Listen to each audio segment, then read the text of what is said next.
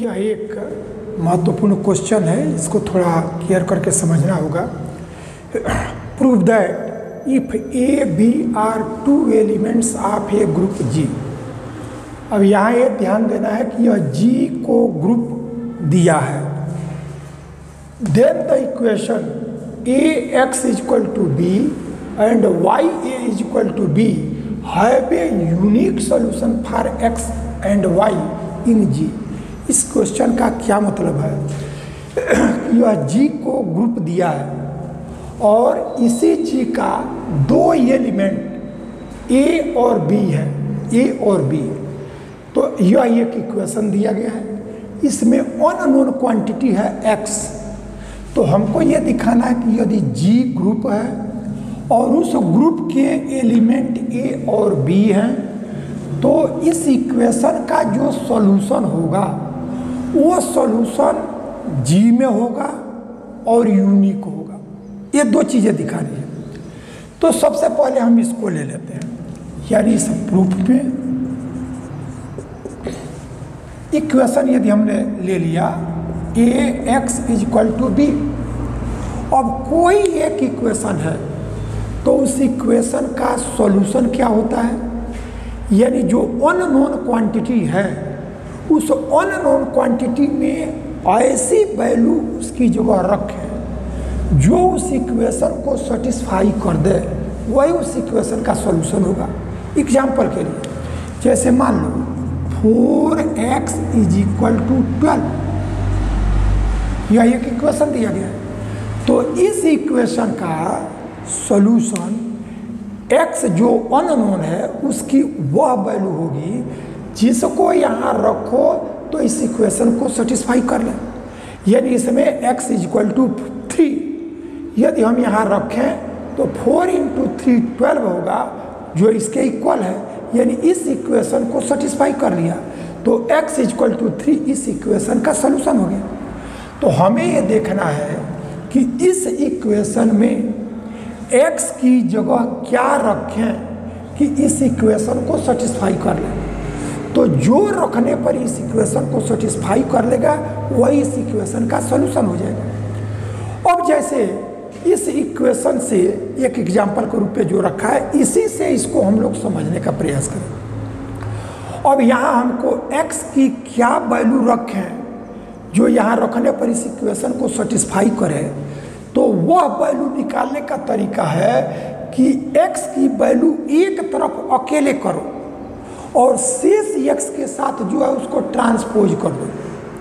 यानी यह जो 4 है इस 4 को दूसरी तरफ ले जाओ तो वो हमारा 4 का इन्वर्स यानी 1/4, तो 12/4 ये हमको 3 आ गया, यानी इस इक्वेशन की वैल्यू मिल गई।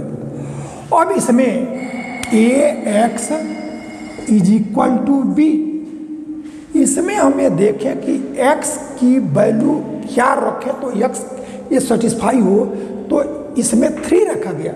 लेकिन 3 आया कैसे कि इसमें x को जब एक तरफ अकेले कर लिया गया और तब x की जो वैल्यू आया उसी को इसमें रखोगे तो सेटिस्फाई करेगा। तो अब हमारा जो यह ax is equal to b है, इसमें x को एक तरफ अकेले करो। तो अकेले करने का जो आपका मैथमेटिक्स में जो अर्थमेटिक में आप यूज करते हो ग्रुप में, वो तरीका नहीं है कि इस ए को दूसरे तरफ ट्रांसपोज कर दो, यह बी बाई ए हो गया चाहे ए इनवर्स बी हो गया। उसका तरीका यह कि जिस एलिमेंट को हटाना है उसके इनवर्स से ऑपरेट कर दो। जैसे हमको ए को हटाना है तो यदि ए के इनवर्स से ऑपरेट किया तो ए और ए इनवर्स ये दोनों आइडेंटिटी दे देगा, और आइडेंटिटी में एक्स को ऑपरेट कर दोगे तो एक्स अकेला बच जाएगा। तो हमारा जो ये प्रोसीजर है ग्रुप में वही यूज करेंगे।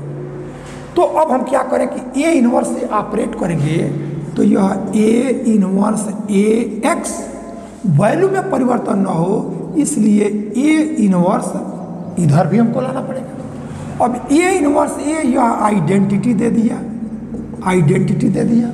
आइडेंटिटी में किसी एलिमेंट को ऑपरेट करोगे तो वही रह जाएगा, यानी यह x की वैल्यू a इनवर्स b ऐसा है। यानी हमारा क्लेम है कि x की जो यह वैल्यू आया उसी को इस इक्वेशन में रखेंगे तो ये इक्वेशन को सेटिस्फाई कर लेगा और वही उसका सॉल्यूशन होगा। ठीक है। ये तो अब ये आया कैसे, ये अलग हमने करके समझ लिया। इस इक्वेशन में उसको निकालना नहीं है, हम सीधे ये क्लेम करेंगे कि x की यह वैल्यू ऐसा होगा, जिसको x की जगह रखे तो इक्वेशन को सेटिस्फाई कर लेगा, और जब इसको सेटिस्फाई कर लेगा तो इस इक्वेशन का वही सॉल्यूशन हो जाएगा। तो अब हम क्या करते हैं कि putting x is equal to a inverse b in above equation,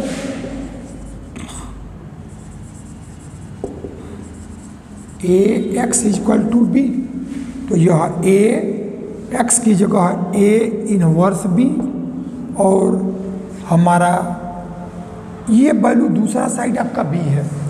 तो इसको भी हमको दिखाना होगा कि यदि जो आपका दूसरा साइड है उतना ही ये भी आ जाए तो इक्वेशन को सेटिस्फाई कर लिया, तो ये इक्वल ही आ जाएगा। तो यह a इनवर्स आइडेंटिटी दे दिए, तो यह आइडेंटिटी इंटू बी, आइडेंटिटी में ऑपरेट करोगे b को तो यह b, यानी हमने देखा कि इस इक्वेशन में x की जगह यह वैल्यू रखा गया तो इक्वेशन सेटिस्फाई हो गया। तो सेटिस्फाई हो गया इसका मतलब यह है x जो हुआ वही हमारा क्या हुआ, इस इक्वेशन का सॉल्यूशन हुआ। लेकिन हम यह x की जो यह वैल्यू है वो कहाँ से पाए, ये प्रोसीजर के लिए आपको ये बताया गया कि इस इक्वेशन में x को एक तरफ कर लोगे तो जो आएगा उसी को यहाँ रखेंगे तो हमारा इस इक्वेशन को सेटिस्फाई करेगा। अब हमने देखा कि x की वैल्यू जब यह a इनवर्स b रखने पर इक्वेशन सेटिस्फाई हो गया, इट मीन्स इस इक्वेशन का यह सॉल्यूशन हो गया। तो this imply a inverse b is solution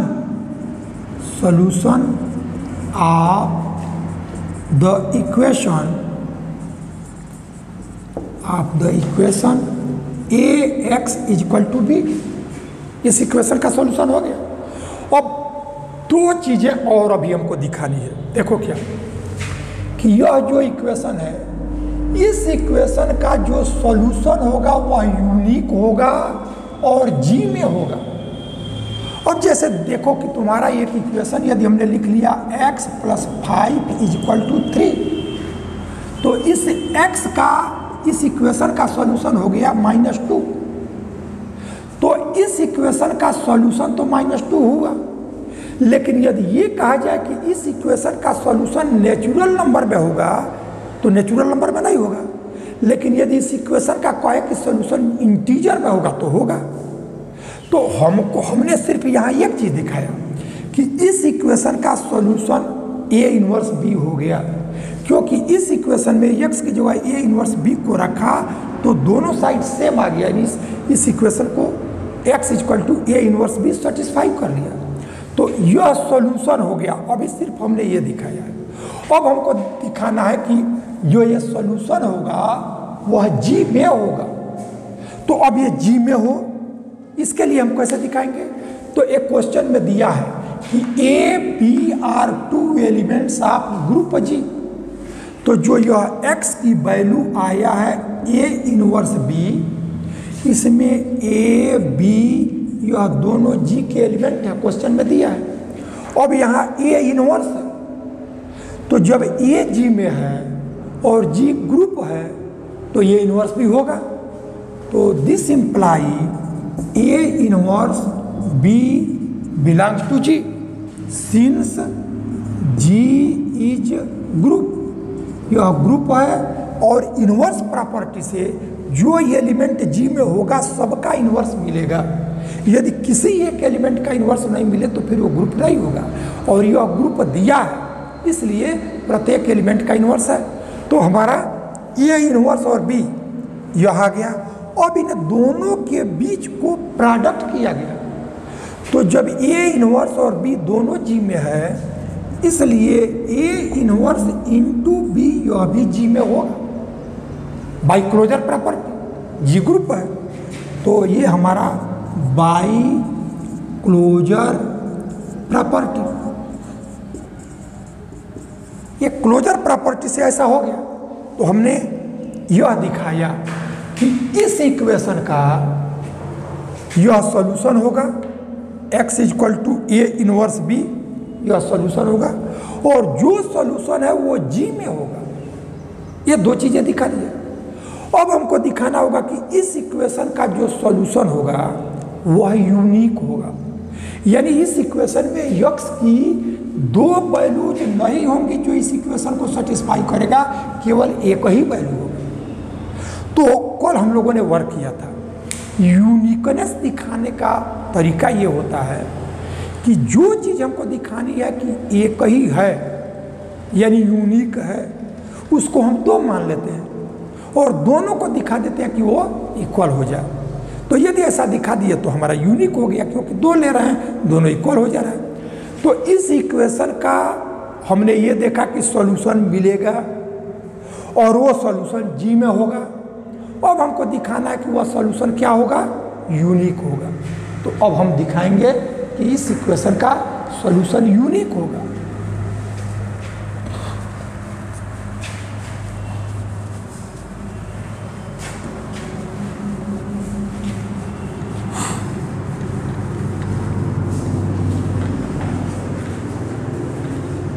uniqueness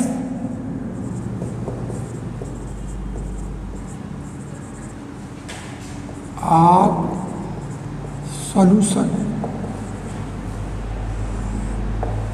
तो अब हम मान लें कि ax = b का एक ही सॉल्यूशन नहीं है, दो सॉल्यूशन मान लिया, यानी x की जगह दो वैल्यू हम इसमें रखें तो इस इक्वेशन को सेटिस्फाई करेगा, तभी वो दो सॉल्यूशन हुआ। तो उसको हमने मान लिया कि late x1, x2 be two solutions in G of equation ax = b, यानी यह जो इक्वेशन है इस इक्वेशन का सॉल्यूशन एक ही होगा, ये दिखाना है। तो यूनिकनेस दिखाने के लिए जो चीज़ एक ही होगा वह दिखाने के लिए दो सपोज करते हैं। तो हमने इस इक्वेशन का यह दो सॉल्यूशन ले लिया। अब x1 इस इक्वेशन का सॉल्यूशन है, इसका मतलब क्या हुआ कि x की जगह x1 को रखोगे तो इस इक्वेशन को सेटिस्फाई करेगा, और x2 भी हमारा इस इक्वेशन का दूसरा सॉल्यूशन है, इसलिए वो भी इस इक्वेशन को क्या करेगा, सेटिस्फाई करेगा। तो since x1 and x2 are solution of ax = b, therefore we have ax1 = b and ax2 = b। इस इक्वेशन का दो सॉल्यूशन, एक हमने x1 माना, एक हमने x2 माना। तो जो सॉल्यूशन होगा इस इक्वेशन का x की जगह उसको रखेंगे तो इक्वेशन को सेटिस्फाई करेगा। तो x1 भी इसका सॉल्यूशन माना गया है, तो ax1 = b और ax2 = b, ये दोनों आ गया। अब इन दोनों इक्वेशन का ये दूसरा side, right hand side equal है, इसलिए लेफ्ट हैंड साइड भी इक्वल होगा। तो यहाँ से ax1 = ax2। अब a हमारा g का एलिमेंट है, a और b दोनों g के एलिमेंट है, और g हमारा ग्रुप है। तो जब ग्रुप है इसलिए g में जो एलिमेंट होगा उस हर एलिमेंट का इन्वर्स मिलेगा। अब इन्वर्स की बात हम क्यों कर रहे हैं उसको थोड़ा समझ लो। ax1 = ax2, ये हम लोगों ने दिखा लिया। अब हमको दिखाना ही है कि x1 = x2, क्योंकि जो दो सॉल्यूशन माना गया है ये दोनों इक्वल हो जाए, ऐसा हमको दिखाना है। अब इस a को हटाना है, तो जिस एलिमेंट को हटाना हो उसके इन्वर्स से उसमें ऑपरेट कर दो तो आइडेंटिटी दे देगा, और आइडेंटिटी से ऑपरेट करोगे तो एलिमेंट अकेला बच जाएगा।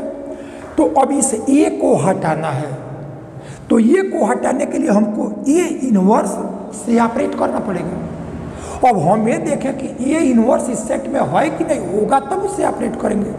तो चूंकि G ग्रुप है और A उसका एलिमेंट है, इसलिए ये इन्वर्स होगा। ठीक है ये। तो since G is a group, A belongs to G, this imply A inverse is also belongs in G due to inverse property of group। तो अब ये हमारा हो गया यहाँ से। अब इसी A इनवर्स से दोनों साइड में ऑपरेट करें, तो जब दोनों साइड में ऑपरेट करेंगे तो A इनवर्स A x1 और यह A इनवर्स A x2 ऐसा आ गया। अब यह A इनवर्स A x1 और A inverse A x2 by associative law. अभी हमको आइडेंटिटी दे दिया, तो ये identity x1 identity x2, identity को ऑपरेट x1 में करेंगे तो x1 और x2 में करेंगे तो x2, x1 equal to x2 आ गया। यानी हमने देखा कि जब इस इक्वेशन का दो सॉल्यूशन लिया तो दोनों सॉल्यूशन इक्वल आ गया। इसका मतलब इस इक्वेशन का जो सॉल्यूशन होगा वो यूनिक होगा। ठीक है ये। तो hence solution of Ax equal to B is unique. अब इस इक्वेशन के लिए दोनों वर्क हो गया। अब सिमिलरली हमको ये दिखाना नहीं है इसमें, लेकिन सिमिलरली इससे भी हम पा सकते हैं। अंतर क्या है कि जब A पहले है x बाद में है तो इसको x से डिनोट किया गया है, लेकिन वही इक्वेशन ये भी है। इसमें क्या हुआ है कि जो y है वो पहले आ गया है, जब x से पहले जो वैल्यू आई है उसको y कह दिया। इक्वेशन जो यह है इसमें अननोन जब a के बाद है तो x से डिनोट किया गया, और जब वही अननोन a से पहले आया तो हमारा उसको y डिनोट कर दिया है। तो जो ये वर्क x के लिए किए हैं सेम वही वर्क हम इस y के लिए करेंगे। तो करना नहीं है, सिमिलरली उसको हम लिख लेंगे।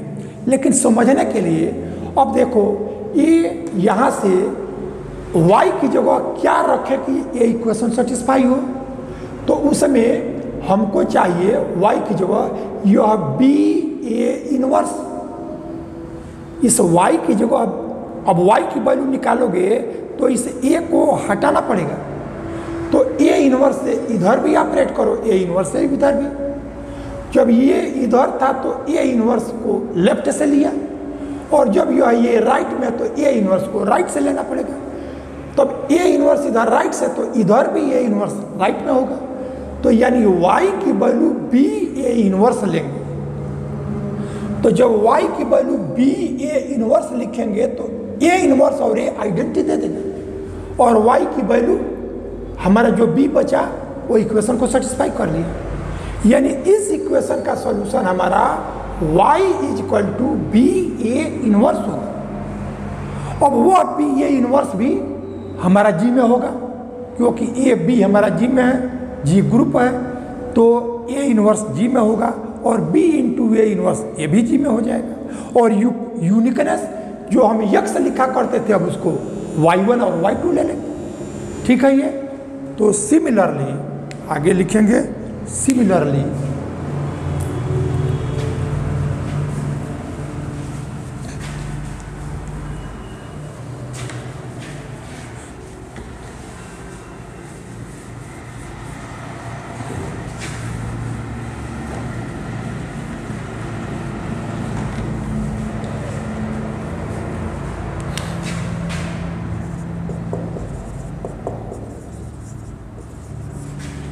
इक्वेशन